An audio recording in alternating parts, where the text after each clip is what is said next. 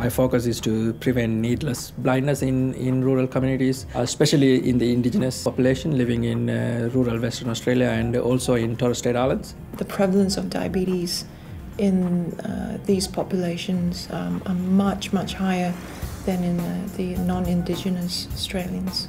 It's about 40% of the Aboriginal population have diabetics, and 1/3 of them will develop some sort of eye problems, and if they don't manage very well, they can become blind. If one can actually pick up early changes and provide the appropriate intervention, one can actually prevent blindness.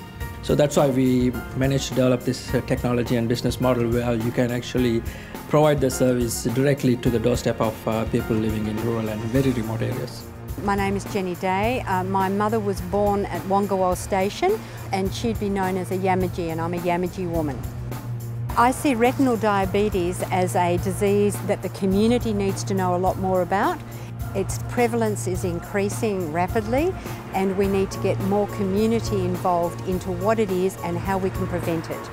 The health worker goes out to the community. Clients come in to an office. The health worker then tests their vision and takes pictures of the back of the eye.